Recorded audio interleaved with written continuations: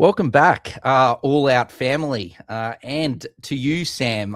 Look, we are here in the big 2026.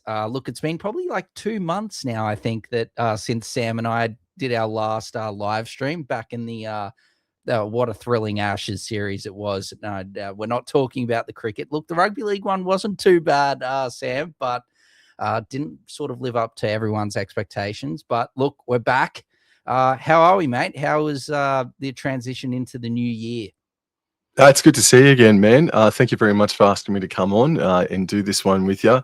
It's just been family business. It's been busy as well with work, man. But Happy New Year and to everybody that's listening, watching, and Merry Christmas as well. Hope it was all smooth and safe for everybody out there. But mate, we're here because we can say right here and now that next month, the rugby league is back. We are in a position to say that rugby league is back next month. So good. It is absolutely fantastic, Sam, that we are nearly back into the season.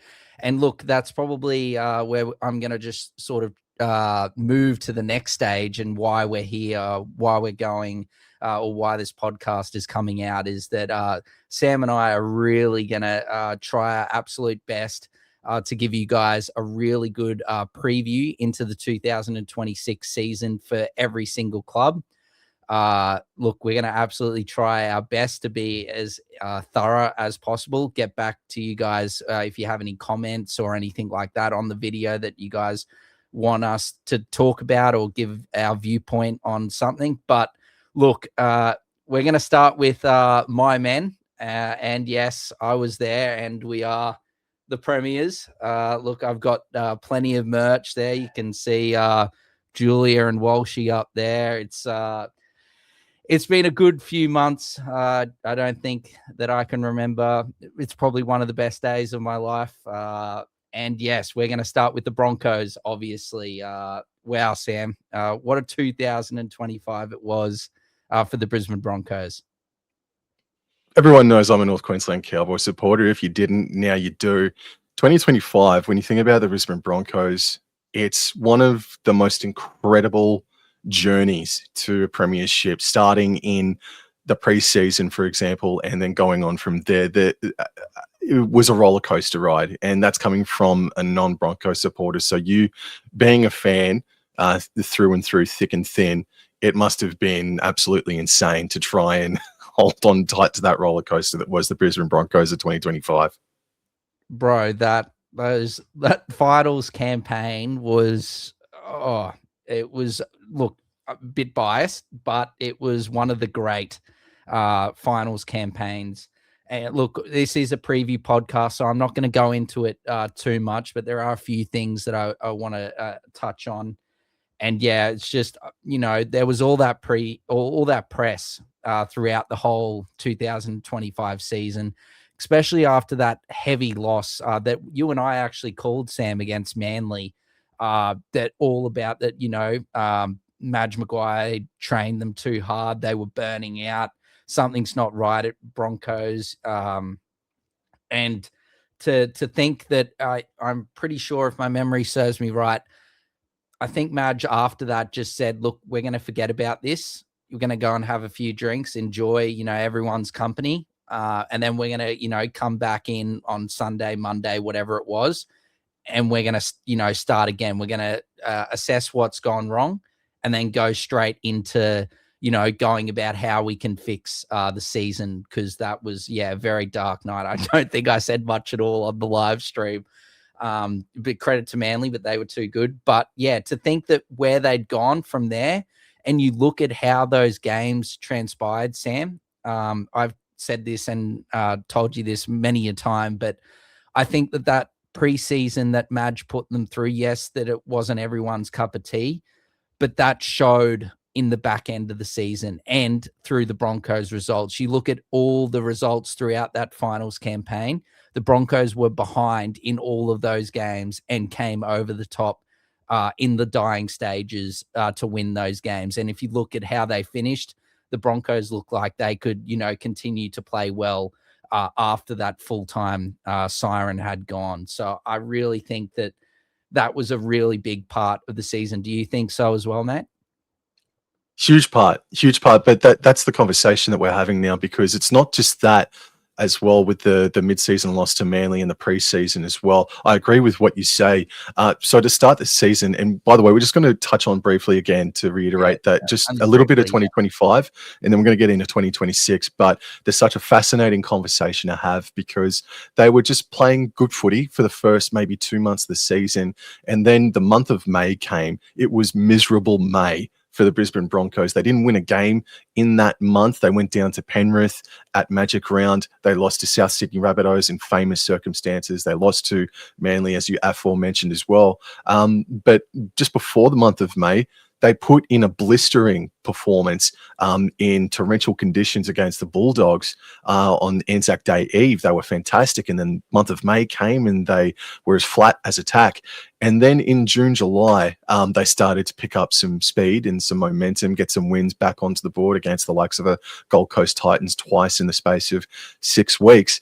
And with that month of May, just quickly, Reece Walsh, I don't think played an entire game in the month of May. So it's interesting that Walsh didn't play a game in May and you guys didn't win a game in May. But one of the turning points, and there's so many turning points for these Brisbane Broncos, but maybe the turning point of the season was that game down in Melbourne that you and I did call, Dor.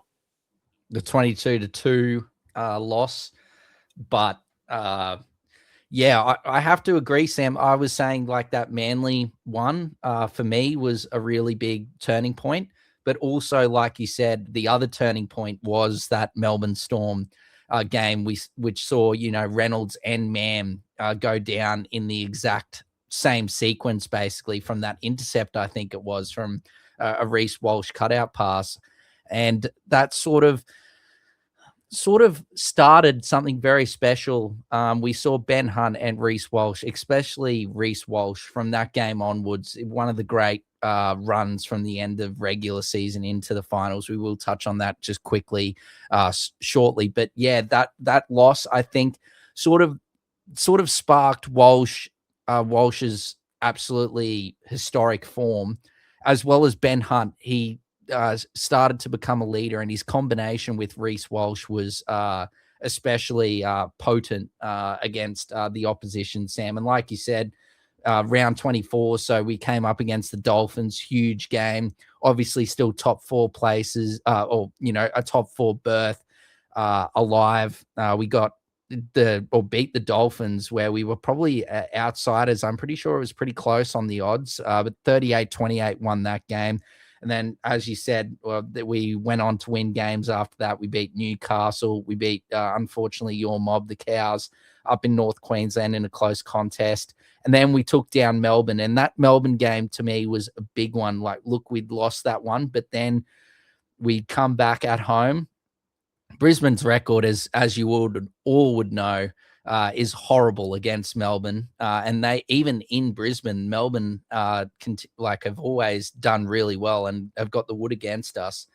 But for us to win that game and secure a top 4 spot, I think was just, the real stepping stone to provide, which, as I said, and to be honest, it's most people, not just a biased Broncos fan like myself, one of the great finals runs.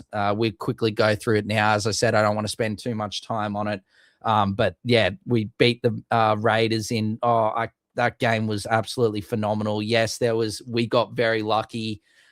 Some things went our way, but it obviously did go in some ways to the Raiders as well. But look, very fortunate events that went our way. But look, you've got to come on. We had 2 players sent to the sin bin to be able to come back after that and score points very quickly.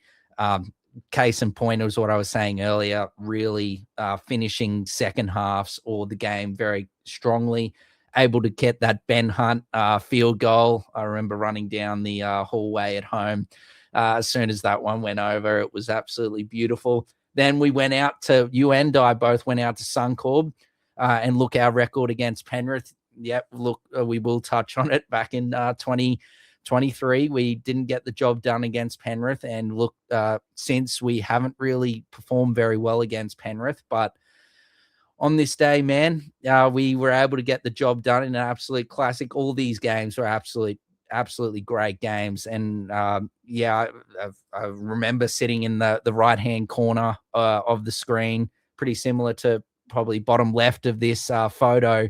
I'm pretty sure I sit in 3-2-4. So just to the right of Sam's head is where I was sitting. And I remember that lovely cutout pass from Walsh out to Mariner. And I remember Mariner stepping in and scoring in the corner. And I remember I just couldn't watch as, Walsh hadn't been kicking them well. And Reynolds came over and said, give me the tee. I was there when Adam Reynolds missed that goal in that COVID-affected grand final at Suncorp. I was there when he missed that. And then I was there when he, put that hoodoo to bed and absolutely slotted it. It didn't look like missing, straight over the top. Oh, it was straight over the hey little diddle, the cat and the fiddle, as I normally would say on the live stream.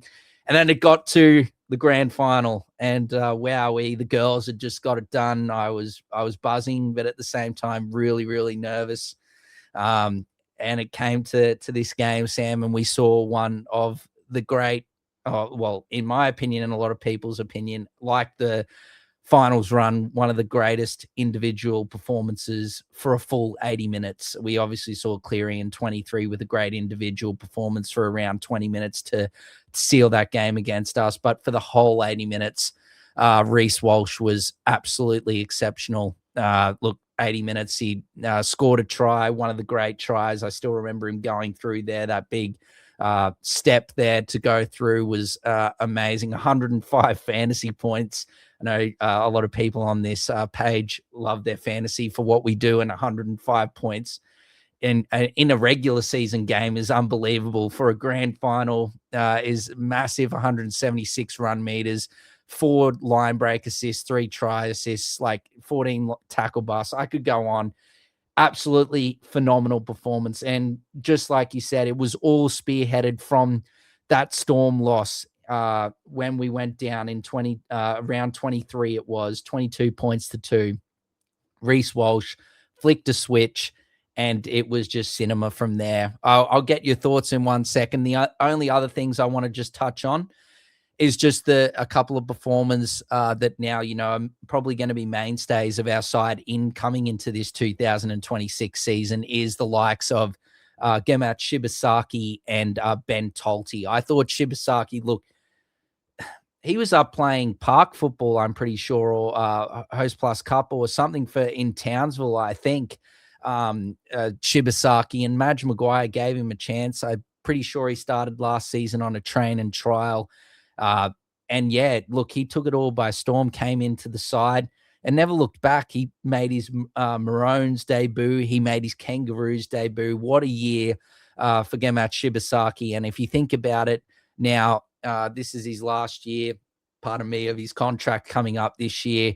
He's a free agent, and look, his starting price going from, train and trial type money to, or, minimum contract to now potentially getting a good sum. The Perth Bears, I'm sure, would be very keen. They have made some good signings, but Shibasaki, I think, has gone from someone that probably wasn't on anyone's radar to now someone that's definitely on everyone's radar with how he performed. And then Ben Tolte, look, he came from, I think, the North Sydney Bears, came in, played a bit of games for Burleigh Bears in the Host Plus Cup. And Madge Maguire loved what he saw. He came in and, look, he didn't put a foot wrong. I think he averaged like 60 meters every game, 66.5, I think it was.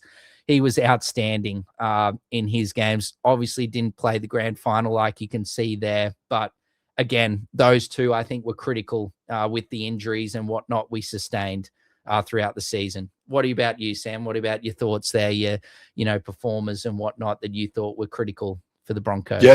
Yeah, absolutely. I'll just drag us back quickly to the Melbourne Storm game where, man, Reynolds, they went down, and it they were the better team throughout that contest, even though the scoreline says otherwise. And it just had Katoni Staggs, it had Reece Walsh just say to themselves, right, we've played enough footy now to lead this team around. And while they didn't get the Chockies that day, and I think they lost to the Parramatta Eagles either a week or two later, it just gave them the confidence, and it gave these Bulls, it gave these Broncos the reins to run with it. And as you say, Reece Walsh was amazing. Reece Walsh was absolutely incredible and earned himself a kangaroo jersey as well because of his form. Also, Shibasaki in that aspect as well. And then the individual games, the Raiders one is the game of the year, in my opinion. That was the game of 2025. That Panthers game was there. Can confirm that the concrete was shaken. The entire stadium was moving, man. It was a very special atmosphere. And that grand final really does knock on the door, or should be in the conversation for being a top 10 grand final of all time, possibly top 5 in some people's minds, but in my opinion, it's right there inside the top 10-ish grand finals of all time. And Reece Walsh's night was incredible, as you alluded to before, Dor, that Nathan Cleary may have produced 23 fantastic minutes at the back end of 2023, but Reece Walsh, he was on fire from the get-go and never let up, right up until that final whistle, despite it was Jordan Ricky that sealed it for the Brisbane Broncos. A beautiful intercept as well. So I said before as well, Katoni Staggs is someone I made a video about 3 years ago, possibly 4, and I just said to him, I see Katoni Staggs' potential. I see the talent in him, but he's not been able to break through that level. And I think whilst he probably did it last year, I feel like he matured a lot more and refined his game a lot more in 2025. I think Katoni Staggs was exemplary for you blokes as well throughout the season. Yes, I do agree. Look, absolutely special performance. Look, hopefully we can do it again this year. Look, we, just touched on it quickly before we go into the 26 preview. We wouldn't have won that grand final without Reece Walsh. We would not have got to the places that we did without Reece Walsh. And just to think back, if you look back all to those games that you said before the month of May, Sam, when Walsh did get injured and we lost that game against the Warriors, Walsh had not had a good start to the season. A lot of people were saying, he should be spending some time in Q Cup or whatnot. His performances had not been up to standard. And look, if you look back to it, he was the one who kicked the ball out in the full that gave the Warriors that penalty goal to win that game. There was a lot of moments where, Walsh was down, but when it mattered the most, he turned and obviously single-handedly, I think, not single-handedly, but was a massive part of us winning the chip. But look, absolutely stunning. Love it. Let's go again this year, Bronx Nation, and get the two-peat. I'd say we're a good chance, and we'll discuss that shortly, Sam. Oh, yep, fire. Well, let's start sort of talking about 2026 now. That's what makes the Brisbane Broncos next season such a dangerous, intimidating team, because you boys, for maybe a quarter, possibly half, in some people's opinions, didn't play good footy for at least a quarter of the season last year. And I had the pencil through years, not the pen, but I had the pencil through years in the month of June. Such was the bad form. And yes, I remember Reece Walsh not playing well in the first couple of months, but now that these guys aren't the hunters, they're now the hunted, but they've got the confidence now to possibly go back to back in 2026. They're a juggernaut, mate. They're going to be such a fascinating watch in 2026. I agree, Sam. I think that we're obviously, with all the stuff that we're going to talk about here in this 2026 preview for the Brisbane Broncos, we're going to go in depth and basically, the next topic that we're going to talk about, the additions and omissions, basically from the squad from last year. As we can see here on the template that I've made, and you can see. So that let's touch on the losses first. So there's a few key ones here, Sam. So we've got Selwyn Cobbo. Look, he's been a great player for the Broncos, and just it didn't really work out this year for Selwyn and the Broncos. I think it's also due to the fact of someone that we probably should have mentioned as well, the form of Karapani and Dean Mariner. After the faith that was shown by Michael Maguire with those players, you're looking at Jesse Arthurs was named in the game 1 Origin extended squad, and he didn't play. I don't think he barely played again for the Broncos, only came in through injury not long after that. And then Karapani, look, he'd had a little opportunity with Kevy Walters, but really grabbed his opportunity this season, and he was outstanding. So unfortunately, Cobbo was the one that misses out, but he did also have some wretched luck with injuries and also a bit of confidence issues. But look, he's looking great. As you can see in that Dolphins photo there, I think Herbie Farnworth came out and said he's looking the best that he's ever seen, Selwyn. So that's good to hear for Dolphins and for Selwyn himself. Kobe Hetherington is off. He's at Manly now, as you can see in the photos. I've done my best to try and get a photo of the players in their new clubs. Bit of a loss there, Hetherington. He, solid player off the bench. He'd get through his work. Now the next one, this is the big one. Mr. Black, Kobe Black, as you would probably be aware, I could have added there for 2027 gains, but we have Jonah Pezzett coming to the Broncos after a little 1-year rental at Parramatta this season. Hopefully he can learn a few things from Mitchell Moses, and with the likely retirement of Adam Reynolds at the end of this season, and maybe Ben Hunt will be a really good player to come in and complement those other young stars that we have in our halves. Fletcher Baker, look, he really didn't get an opportunity for the Broncos. He'd only played sparingly this year and last year, probably a bit more. Not last year, 2 seasons ago, last year in 2025. I think he might have played maybe 1 game or something in last season in 2025. 2024 with Kevy, he definitely played a bit more.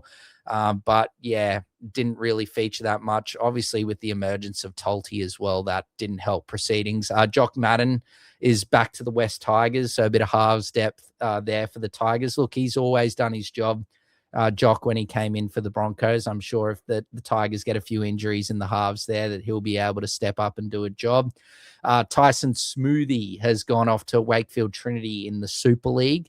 Look, again, he was great in that final few weeks there for the Broncos. We're playing 3 hookers, but he played well above his weight, and he was great in that grand final as well. Tyson Smoothie. Latrell Sigwalt, yes, he has gone to join the other Latrell down in South Sydney. So the Latrells will be down there together at South. Look, he didn't really get much of an opportunity at the Broncos, but look, they're really high raps before he came to the Broncos from when he was at Redcliffe. And he was great in his, trial performances or whatever for the Broncos. One to watch, I reckon. Another one was Bailey True, the winger. He got released from the Broncos halfway through the season, and Wayne Bennett actually reached out and got him to come down. And you can see in that photo there playing New South Wales Cup for South. I'm pretty sure he might have scored a hat-trick on debut. So a really young talent winger coming through outside back, Bailey True. So you might see him potentially in South Sydney colours. I'm not sure exactly what his contract status is down there, but look, definitely a good talent. And then Marty Tapau retired. There was a bit of, obviously, some things went down there with a bit of upsetting the leadership group.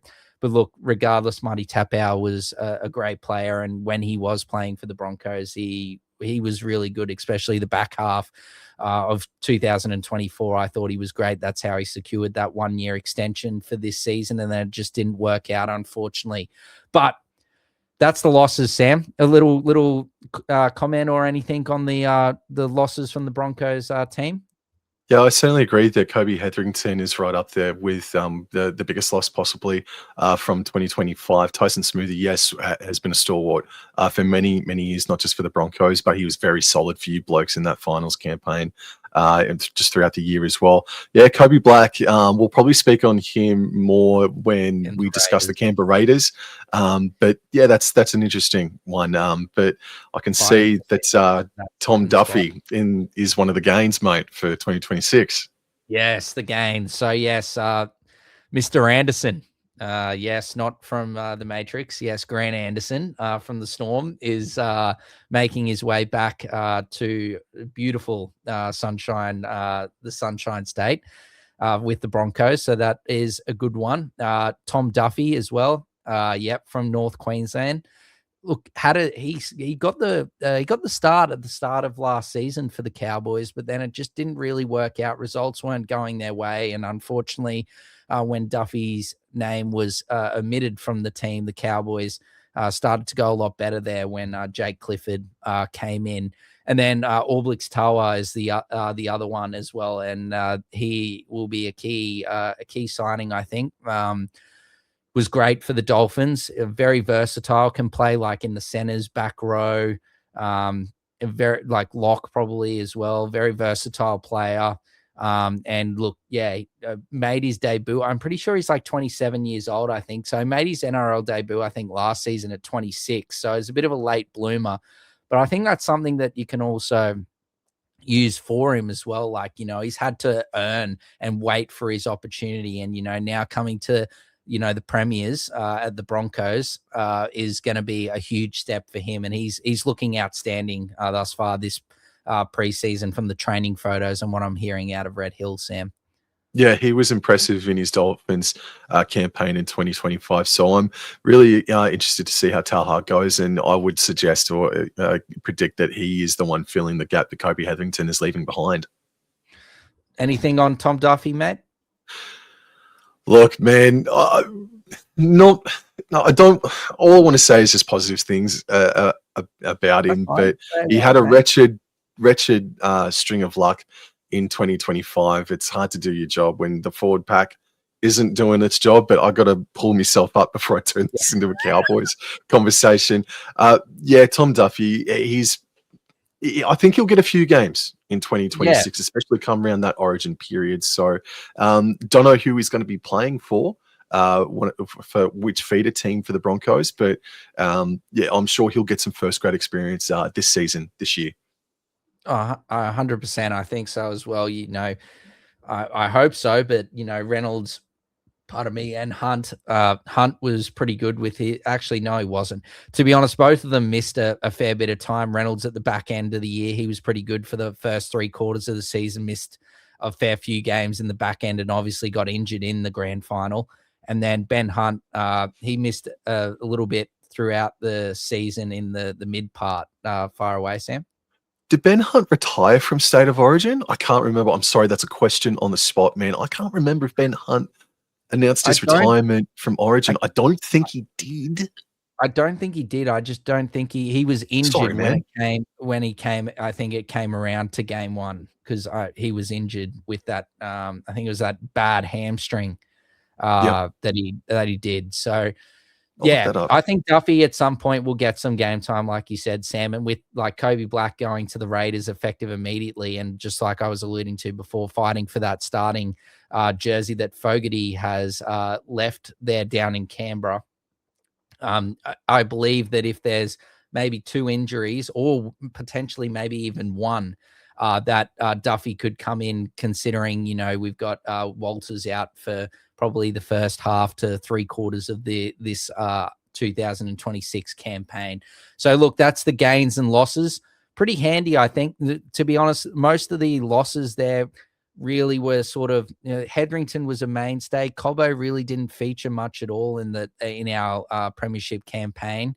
And look, Smoothie was there at the end, but I think that a player that we'll touch on will definitely be able to basically fill his void there. But let's get on to the train and trial list. And I don't think you're going to see a better train and trial list throughout the whole competition than what the Broncos have Sam, you've got Shibasaki from the Cowboys, Preston Ricky from Penrith, Luke Gale from the Seagulls. You can see their photos down the bottom of the screen. Kane Bradley from the Storm, and Mason Teague. Look, he went to Newcastle, but he was with the Dolphins and went to Newcastle halfway through. And he's there now at the Broncos on a train and trial deal. I'm pretty sure, we haven't got exact figures, but I'm pretty sure when I had a look before, Sam, it was like 27 or 28 spots from the Broncos contracts that have been signed. So I think there's potentially a few full-time contracts available for potentially one of these players to get. Look, Shibasaki, has he played for the Cowboys at all? Maybe once. Yeah, he made his first grade debut. Yes. I believe that was the game against the Sydney Roosters at Allianz. I think in 2023, didn't get any first grade. 24, I should say. Didn't get any first grade in 25, but I think he made his debut in 24, if I'm not mistaken. But yes, he has got first grade experience. He's a good player. We were gutted or I'm gutted to see him leave the North Queensland Cowboys. He's a very good prospect. Preston Ricky, he's been around the traps for a very long time. He's maybe one of them. Season, maybe was it when they the Origin period when they had a heap of players out, that I think he might have made his debut, or might have been against the Dragons. You might be right about that, but I reckon his most famous game was an All-Stars contest that happened a couple of years ago in New Zealand. So he showed monstrous size. Not sure if he will get to first grade. Luke Gale, for a second I thought he was Luke Gale from the English Premier League. Not that from the Super League, not the English Premier League, but from the Super League, where he played for Hull FC and Warrington and all that, and he was a half. But no, this Luke Gale from Wynnum Manly has played over 65 games for I think for Wynnum Manly, if not just in general, in the Host Plus Cup. So he's an older stalwart, and he is a second rower, probably at a pinch could play some lock as well. And Mason Teague, I've seen a couple of games of him, and I'm excited about what he could provide under coach Michael Maguire. And Kane Bradley just seems to sprout up everywhere around Australia. So he could be a nice fill-in if he does get first grade.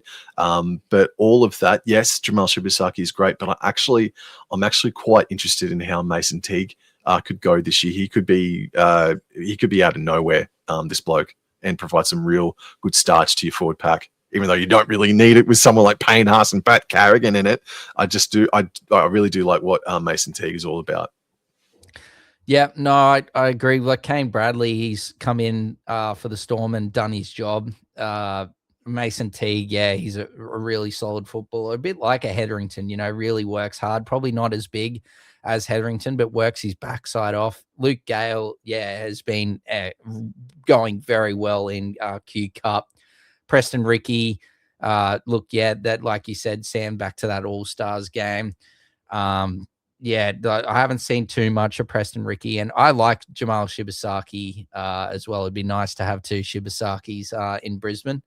So if we could get Jamal there, as I said, looks like there's some spots up for grabs at the moment. We could be wrong, but that is a very, very strong train and trial list that a lot of people in rugby league circles have been talking about how stacked the Broncos train and trial list is. So be interesting to see if any of them get a contract, Sam. I think I lean towards Shibasaki and Teague, maybe Gale as well, just because I think that the Broncos, with my memory, like you've got Arthur's still there on contract. He's not playing. Like Anderson, I don't know where he's going to come in. And so I feel like we need probably a bit more forwards than backs. So I think that, yeah, Kane Bradley can play second row as well. So I'm not saying that he's out of it, but I think, yeah, Shibasaki and Teague would be my main two there. Anyway, that's the train and trial list. Let's get into the juicy stuff, Sam. Let's get into the 2026 Brisbane Broncos draw. So I'll touch on a few things. Sure. We've jotted some notes down. It's going to be a lot to take in, but you've got the visual graphic there in front of you. So with the stuff that I'm going to say, will make a bit more sense. So look, the Broncos have a testing opening month. So you can see there they've got Panthers, Eels, Storm, and Dolphins. So look, with how the Dolphins, if they're all very healthy, Sam, that is they've got a very good, strong side. The Dolphins do. Penrith, we know what Penrith are. Eels definitely are improving. They finished last season great, and the Storm of the Storm, they're going to be absolutely outstanding. So that is a very testing opening month. But then something, I guess, which is a bit better for the Broncos is that they have 14 games at Suncorp, obviously including some games against like the Dolphins, Magic Round and whatnot there at Suncorp. They've got 3 buys. All their 3 buys between round 12 to 19, as you can see there. Buys in round 12, 16, and 19. So that's pretty good, nice and condensed. And it's in that origin period there as well. So that's very handy for a club that has a fair few origin players. On to the next thing. So their turnaround times, they've got 15 games of 7 days or more, which is, I think, very handy as well. Like in this day and age, I think with recovery and whatnot, to have 15 games of 7 days or 7 days or more rest, I think is very handy. Sam, just on that, do you want to make anything before I go into the teams they play twice and once? Do I want to be a smartass or not, mate? That's the question, because that Magic Round game is a Warriors home game. Broncos away for that contest. Oh, I feel sorry for him, bro.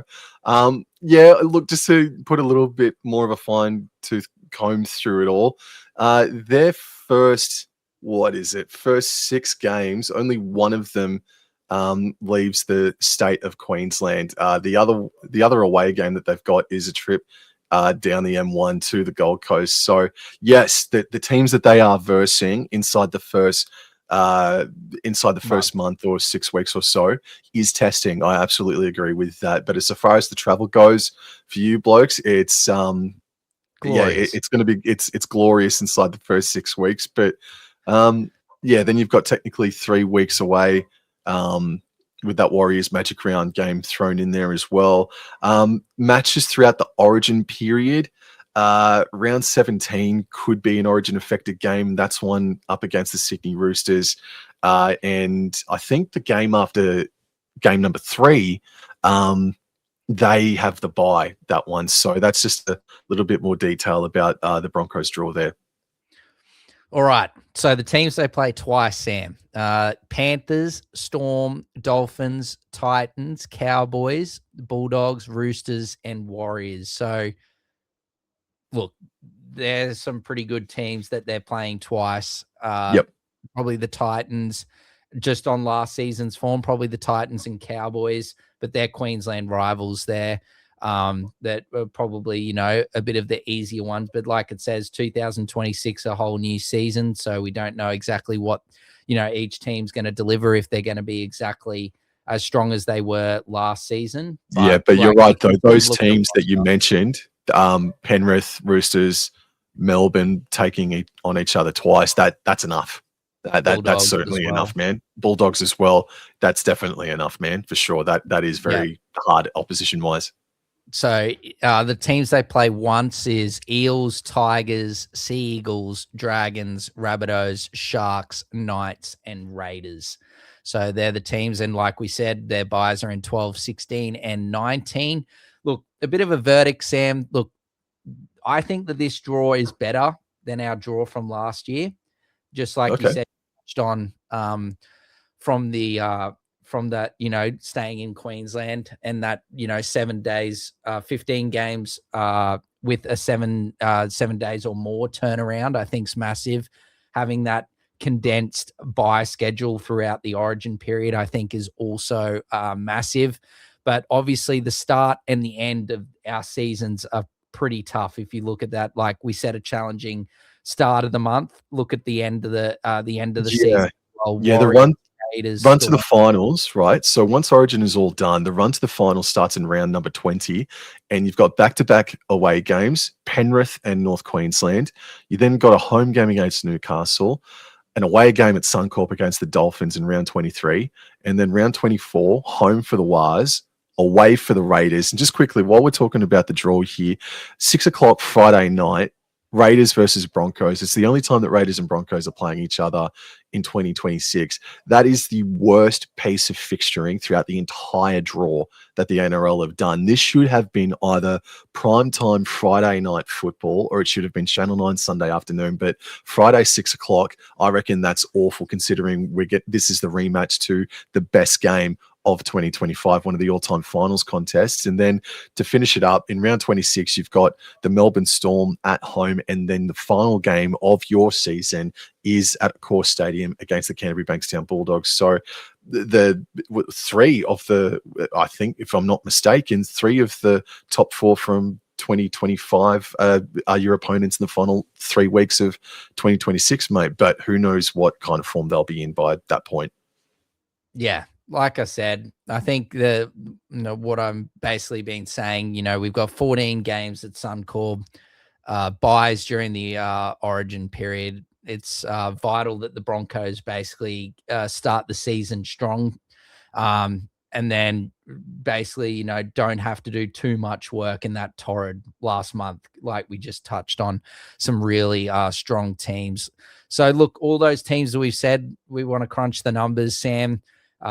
Look, the amount of times that the Broncos from the 2024 or 2025, should I say, standings, we got 12 games against the top 8, 5 against the top 4, 12 against the bottom 9, 5 against the bottom 4. We only have 1 5-day turnaround, 7 6-day turnarounds, and then 15 7+ day turnarounds. So pretty good on the turnarounds. I think overall, I think there's better draws than ours.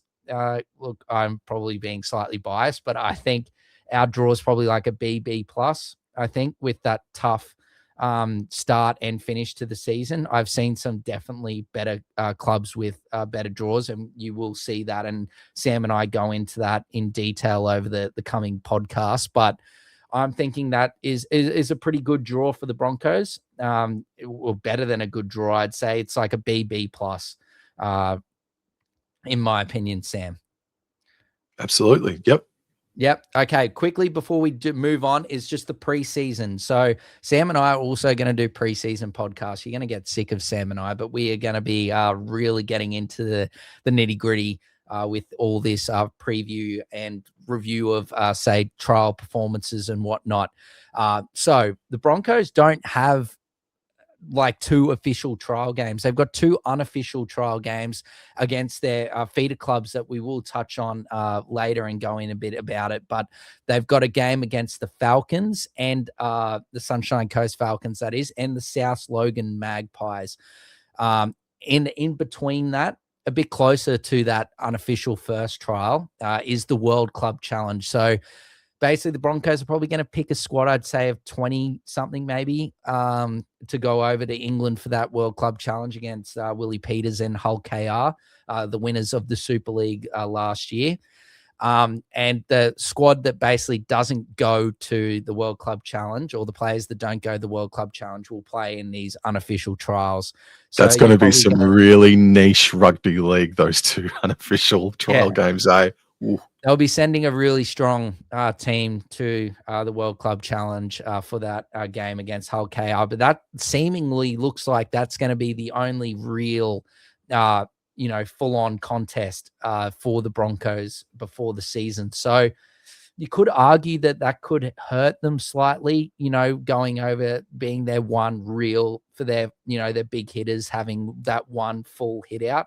But in saying that, if you think about it, for trial football, they normally only play like the big guns normally only play like 1/2 or something like that, or not at all of the trial game. So I don't think it's too much of that, but that's the Broncos trial schedule as well. Yeah, looking forward to that World Club Challenge. Yeah, we missed out last year, so it'll be good to get up in the morning and watch that, possibly call that.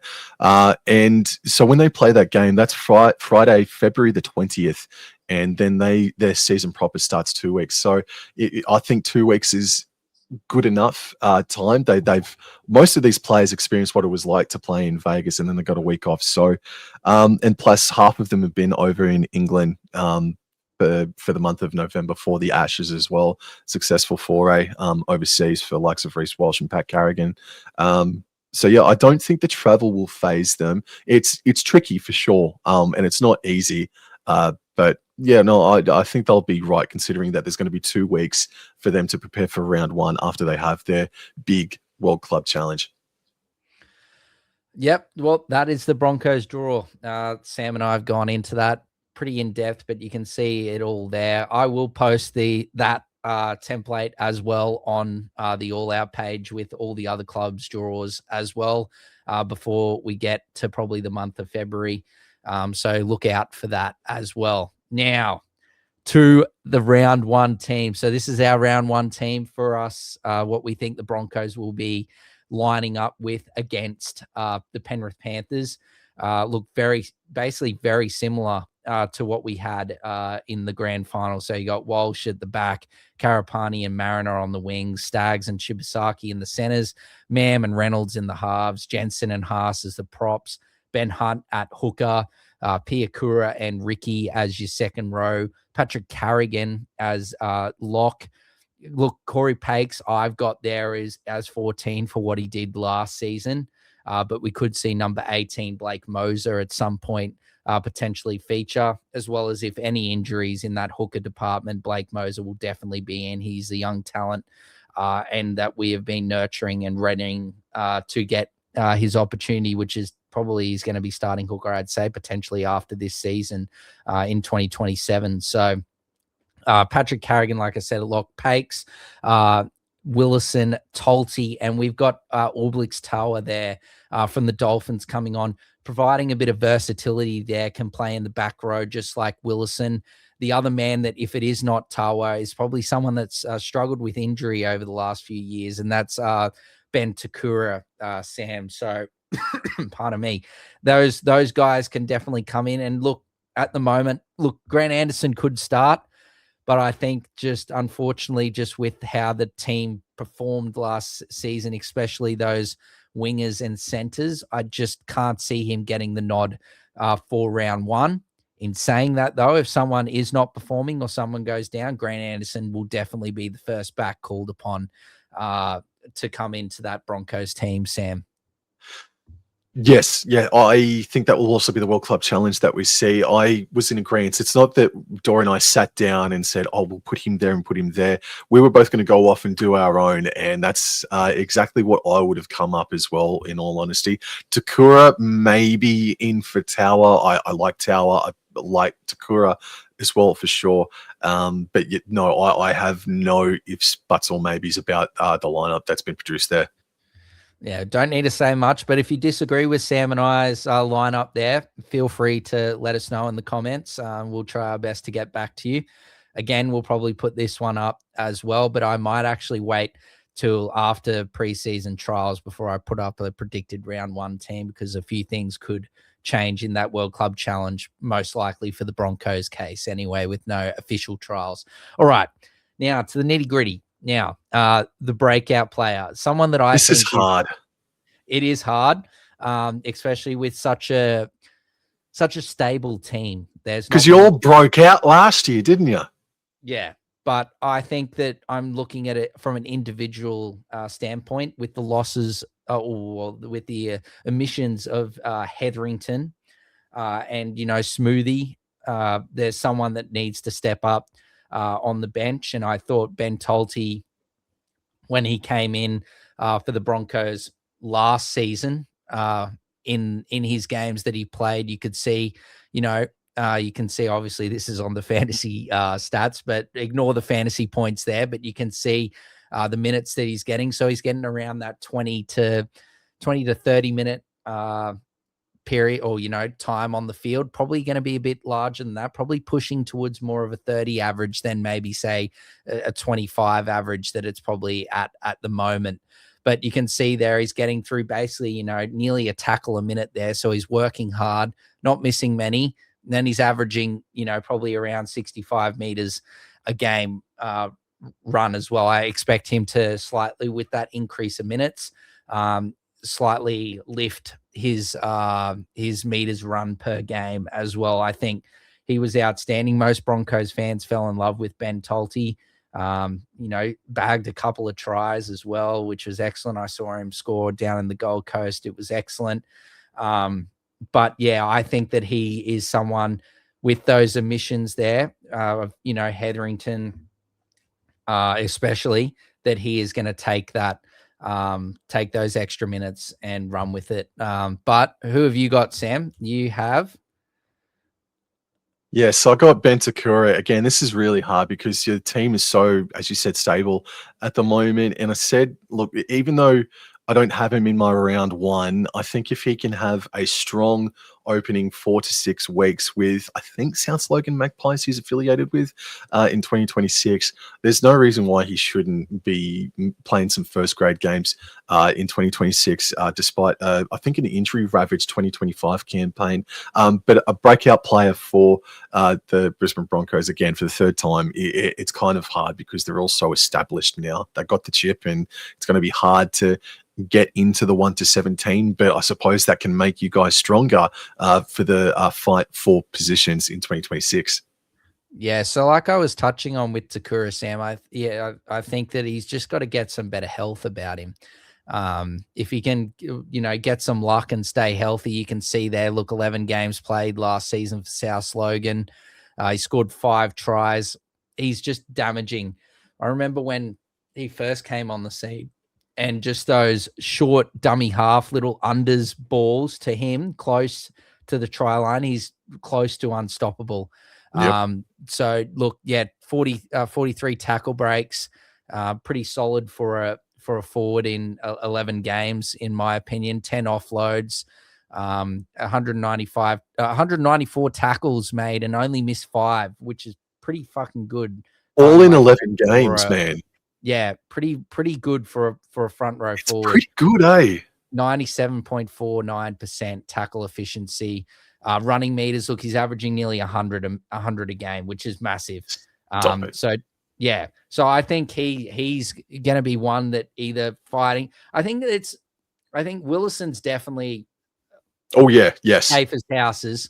Yes. Pakes and Moser could swap, and I think that could be the same with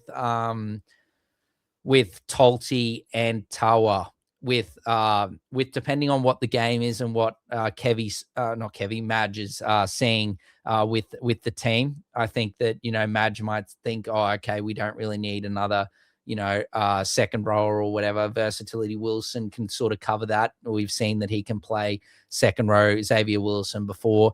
We're going to put, load up on the big bodies and get Takura, Tolte, and Willison on the bench with a hooker. So that's definitely something there. But look, yeah, Takura's been great, Sam. He's just, his injuries have just ravaged his career. Now, the big talking point of the off season is the Brisbane Broncos logo, front and center, right there. Sam, I will start with you. What are your thoughts of the new logo? I'm still battling it, bro. If I didn't read that was the Brisbane River flowing underneath the neck and then back round up the top, mate, I would not have friggin' known. Would not have been able to pick it. It's not as good as the one previous. It's not, and I don't think it ever will be, to be perfectly honest with you. Maybe in a different sport, maybe it could work, but it's clean and it's not the worst. I think that belongs to the Bulldogs just quietly. So it's not the worst, man, and it's okay, but it's definitely not anywhere near as good as the one that you just won the premiership with. I agree with that. I know that the public outcry for this logo has been very, very negative. I don't like it, but I don't hate it. I'm not like that sick of it. I think you'll see it on some of the kits and whatnot coming up. I don't think it looks as bad as it, just looks just there. I wouldn't have known either about the Brisbane River flowing through there at all, Sam, if I didn't read that either.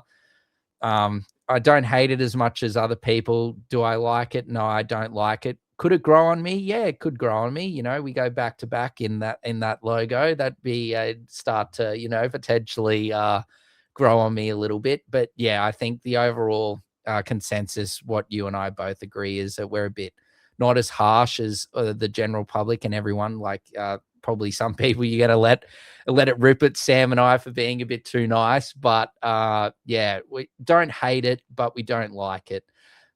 Do I think it was necessary? No, I don't think that we really needed a logo change, but it's just sort of like what clubs are doing these days is they're trying to modernize things and make their logos all look, modern, I guess. So look, I'm not a fan of it, but I don't hate it. Don't get angry at me, Broncos. If you do see this video, I still love you to death. But let's go to the feeder clubs, Sam. So we got the feeder clubs here, and I will get up the article as well. So the Broncos have now got new feeder clubs in the Falcons. We've been with the Magpies now for a little while. You would have seen like Takura, we mentioned Moser. There's been a fair few players, Kobe Black, that have played for South Logan over the years. But yes, the new one is the Falcons. And you can see here on the article here that the Broncos have linked a new affiliate partnership with the Falcons for the 26 and 2027 season. Unbelievably, as you can see there in that first sentence, the Broncos have like a real arsenal of affiliated clubs. So they've got agreements with the Bears, Seagulls, Magpies, and the Falcons. So 4 host plus cup clubs. Pardon me, bit of a tongue twister. In their bag, bro. That is a lot of players that they need to disperse between 4 clubs. Absolutely. It's going to be interesting. Sunshine Coast Falcons were affiliated with the Melbourne Storm last year. So for Broncos to take Sunshine Coast, I think that's surprising. I thought that would have been, or was, Dolphins territory, was going to become Dolphins territory as well, man. So that is quite a shock that Brisbane and the Sunshine Coast have affiliated with each other, considering the Dolphins did come out and map out a plan to one day have that become Dolphin territory. And I think the Broncos have played chess or some tic-tac-toe beautifully, bro, with the affiliation there with the Falcons, Magpies, Winnimanley Seagulls, Burleigh Bears. That's an embarrassment of riches, basically, all fast tracking going all towards Brisbane Broncos, man. So very good stuff, mate. Very good stuff for the Broncos feeder clubs next year. Or this year, sorry. All right. Yes, no, very, very good news, and a very good. Obviously, departed for the Super League, but Tyson Smoothie is a Kawana Sunshine Coast Falcon local. That's where he played his junior football, so I guess that's something there. But the new kit, just as I was alluding to before, with the new logo, the home kit, as you would have seen if you follow Retro Rugby League as well, he goes into the kits in very great detail. We love Retro, but you can see that there's an agreement with the jerseys that you need to. Is it 2 years, isn't it, Sam? That you have to have the same home and away kit, or one of them. So basically, you keep one, either the home or away, and the other one is a new one, basically every year. So obviously, the away kit stayed last season, so the away kit's going this season. And as you can see there, Brendan Piakura modeling it absolutely beautifully, Sam, if I say so myself, is the new Broncos away jersey. And look, not a huge fan of the logo, but God, I'm a fan. I'm a fan of this this throwback Broncos jersey, man. I think it looks absolutely beautiful. The only thing I have a problem with is we need an alternative strip because we don't have a light jersey. Yep. Yeah, for sure. That blue jersey, yeah, it might cause some clashes. And I was perplexed as to why you guys went for midnight blue. I think that's what you guys called it. But the story behind why you guys chose it to be is fantastic. And this is all off the back of, in my opinion, as much as I love me Cowboys, I thought the Broncos merchandise range for 2025 was A+. Absolutely outstanding. So this is fine again as well. There's not much change in the home jersey, but to have that midnight blue with the story attached to it, behind one of the club's favorite ever people, is really, really good. It's a really nice touch. Yeah, it's absolutely beautiful. Beautiful story, beautiful jersey. Absolutely love it. Killed it again, Broncos, with the jersey department, and hope that we get some good alternative strips and whatnot. We saw throwback to, I think, like the Nines last season. I've got that one, and then we got the all black jersey there for the Black Dog Institute, which was great, and the sponsors all agreed to that. Like that jersey was it was box office, that jersey. But look, to finish off our 2026 preview, Sam and I are going to give our predictions to where we think the Brisbane Broncos will finish the 2026 regular season. And as you can see, we both have them finishing in the top 4. Pretty good draw, good retention with, I'd say, some good additions to the team, and solid draw, good bye period schedule. I think that the Broncos, for me, I think they're definitely going to be top 4. I think worst case scenario, if we finish outside the top 8, I think it's a disaster if we finish outside the top 8. But I'm confident that with the team that we've got, the confidence that we can take away from last season, provide some of those old legs like Ben Hunt and Adam Reynolds with a bit of motivation to potentially go back to back and potentially, sparking them for a really good finish to their careers after getting premiership glory, is something that I think will really spur the Broncos on. You've got Payne Haas, best forward in the game, Reece Walsh, the best fullback in the game, to end last season. And yeah, look, I think that it's all pointing towards a top 4 finish, Sam, but that will do me. What do you think? So the word for me for the Brisbane Broncos is refinement. They were not perfect throughout 2025, but they still got that chip in the end. Throughout the final series, in particularly, in my opinion anyway, against the Raiders, they weren't overly crash hot. Reece Walsh came back on and saved their bacon, and it took an extreme piece of luck for Reece Walsh to send it to Golden Point, but you need luck, don't you? Michael Maguire, in his first season, took this team, dragged them to the grand final, and that fitness camp, as you said before, helped them immensely in the back end particularly. But what happened, what really impressed and scared the tripe out of me, is that in that finals campaign, yes, things got a little bit awry for a moment there against the Raiders, but it was the defense that felt like 2023 Brisbane Broncos, because for much of the regular season, it was almost 2021 sort of defense at times against the Dolphins and the Sea Eagles and so on and so forth. If they can refine the errors, if they can refine everything and stay relatively injury free, because you guys did get knocked about with injuries this year, or last year, I should say. Yes, I think you guys will definitely be top 4. And look, to put more of a finer point on it for those who might be asking,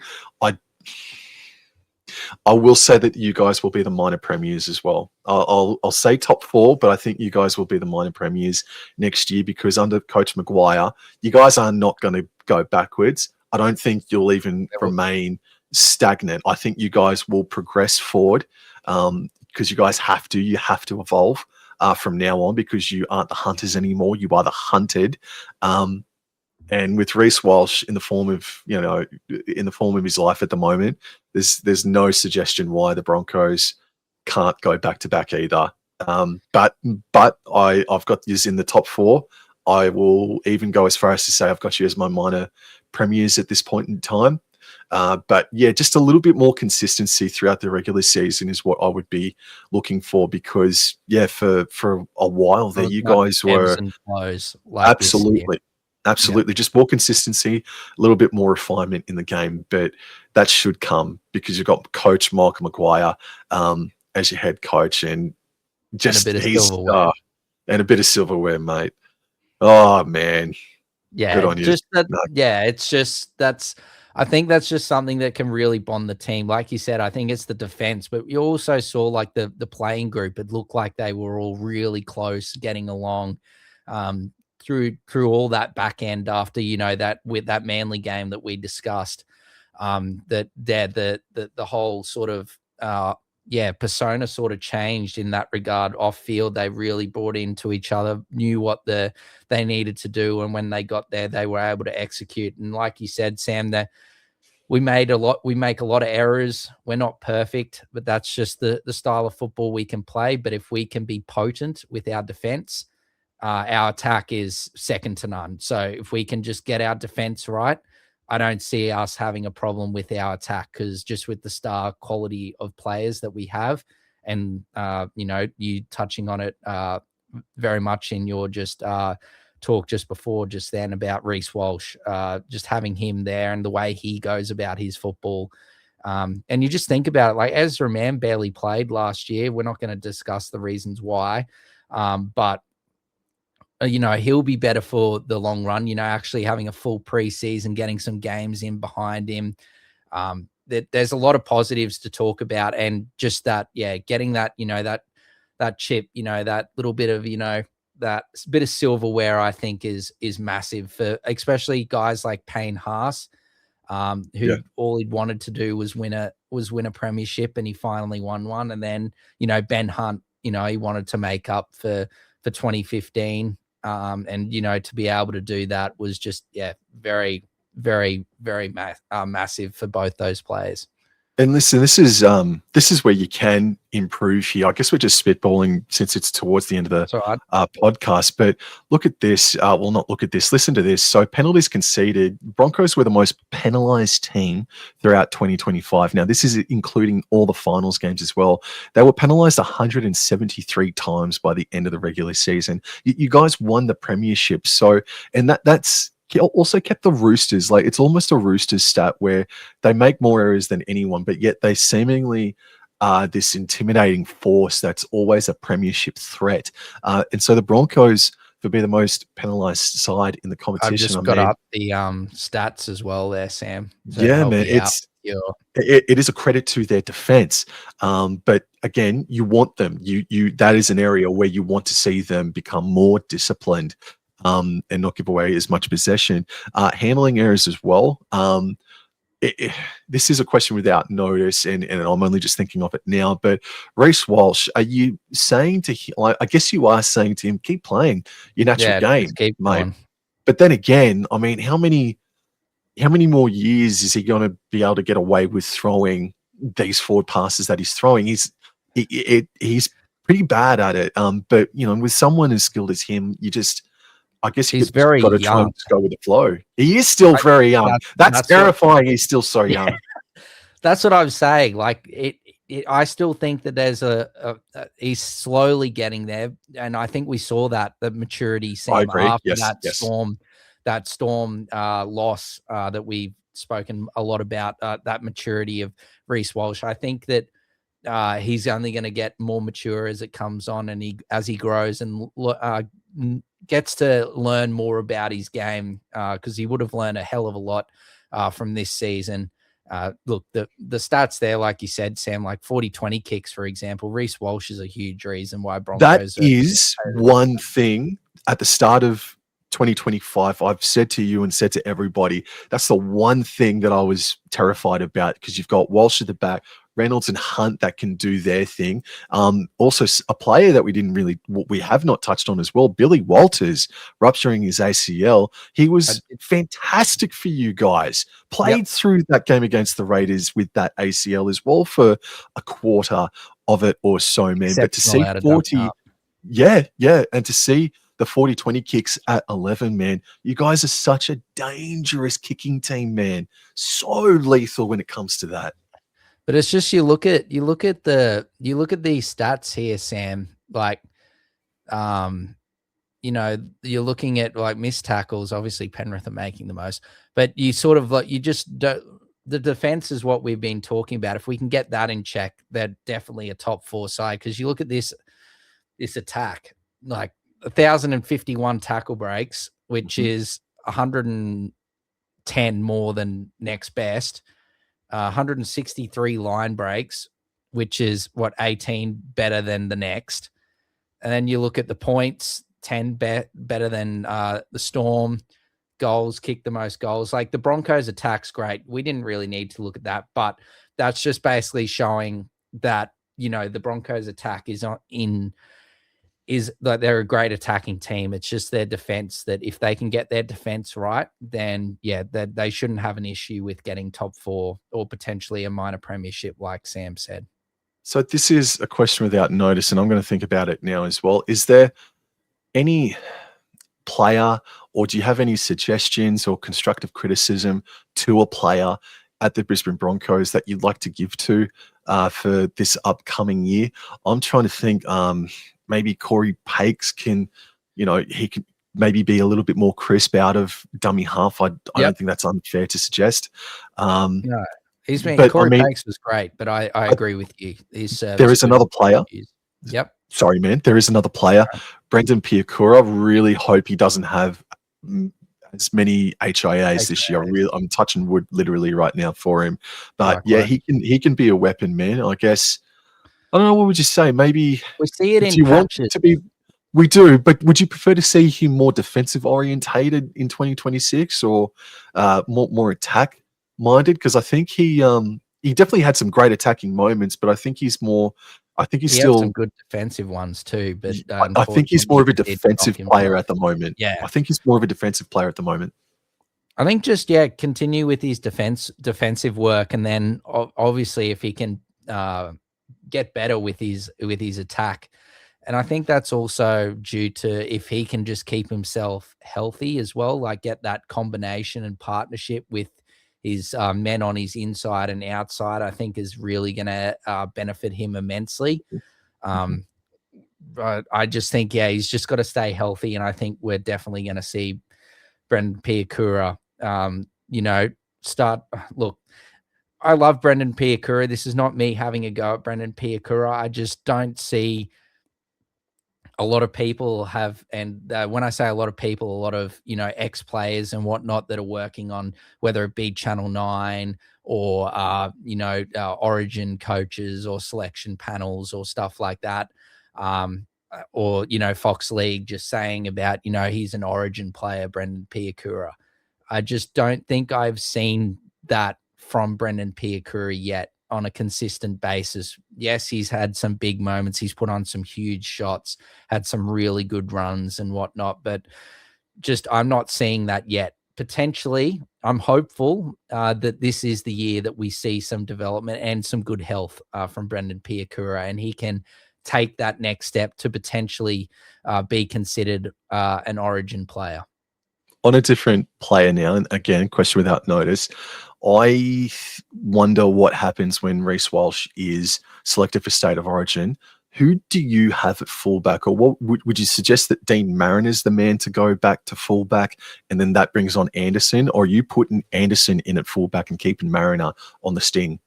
You've also got, I think, Jesse Arthurs might have played some fullback as well. I think he might have played actually one game at fullback this year, I think.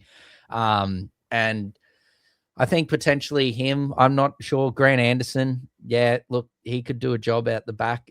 Grant Anderson's very versatile. That's the great thing about the Grant Anderson signing. He can play anywhere in that back line, that 1 to 5 role. So that's a really good thing about Grant Anderson. But hopefully we don't have to worry about that too much.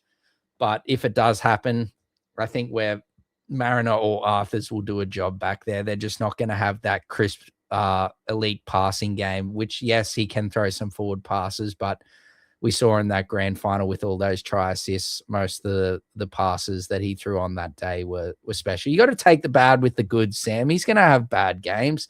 No one's perfect. So I'm not like, as I'm not having a go at you. I'm just having a go at the collective with with a lot of people, saying, and the harsh criticism that he got because he was throwing all those forward passes and whatnot and doing some silly things. But we saw that maturity grow throughout the season. And like I said, I think Reece Walsh learnt a hell of a lot in 2025, and I can't wait to see what he puts out. Last question. Reece Walsh, is he in for a Dally MU or is Nathan Cleary? Just your gut feeling, if both players are relatively unscathed, do you think it's Walsh or Cleary that gets the Dally M, do you reckon? Or do you reckon I should ask that question at a later point in time? Do you reckon? It's a good question. The biggest thing is, like, if you look at like Daily M winners or whatever, it's like one player just has to dominate like every game. And it's hard. Like Teddy obviously got it done this year, but Teddy was like absolutely outstanding. All year, should I say, in 2025. But I think Walsh can do it. I think that Walsh can do it. They're both, him and Cleary, need to obviously keep their health good. But I think Penrith will go well this year. But I think the Broncos will go better than Penrith. I do have probably Penrith in my top 4 as well. It definitely in my spoilers, Dor, spoilers. Oh, yeah, but that's all right. It could change between now and our next that podcast. Jesus. So, but yeah, I'm confident. People don't want to listen to me sitting on the fence. I back Reece Walsh to get the Daily M this year. Yep, 100%. Anything else you want to add, my friend? I just need to take these chains and cuffs off of me ankles because I've been strapped down here for over an hour now talking positive about the Brisbane Broncos. So please unshackle me, mate. I need to stop talking about these Broncos so positively, bro. No, that's very fair, and I appreciate the positive comments you did. No, but seriously, no, best of luck. Again, I've got the Broncos finishing inside the top 4. There's no reason why they can't go back to back. And I genuinely wish you guys all the best because you guys were so fun to watch in 2025. That you guys were absolutely brilliant to watch last year. And thank you so much for having me. And really, really excited to get stuck into the other podcast for the next 6 weeks or thereabouts. Not to put too much of a time limit on it, but to everybody out there as well, please like and subscribe to Wobble and Jaw Sports and All Out Club on YouTube, X, Instagram, wherever you'll be able to find us via the links in the description below, I assume. But yeah, thank you very much, Dor. This was good to knock the cobwebs off, mate. No, I think this one's going to be a bit longer than the other ones just due to being, with the premiership and whatnot. Yes. I think it's going to be a bit longer than the other ones. The other ones shouldn't go for this long. But yeah, please let us know what you think Sam and I can do differently or something that we're missing out in these preview podcasts for 2026 in the comments. And just basically go from there. If you guys are happy with it, let us know. If you got any questions or you got anything that you think different, where you think the Broncos will finish, what your 17 would be for the Broncos or whatever, let us know on the YouTube comments or on a post or a reel that we put out potentially from this podcast. But otherwise, stay tuned. I think we're probably going to try, like you said, over the next 6 weeks before we get into like the preseason podcast, review podcasts and whatnot. I think we're going to try and focus on basically trying to get out a couple a week at least, potentially like 3, maybe one on a Monday. I'll probably try to get this one out tomorrow. So tomorrow being Friday the 9th of Jan, get that one out. And then potentially Sam and I might try and do another one or something before the weekend's out and get that one out on Monday or something as well. So we'll work it out between us, but we'll try and get everyone's done before the preseason starts. But yeah, subscribe, like Sam said, follow us on all social media platforms. Give us a like on YouTube as well. But otherwise, we will see you in the next Clubs podcast. Thank you so much, Sam. And thank you, everyone, for watching and listening. And we'll see you in the next one. Cheers.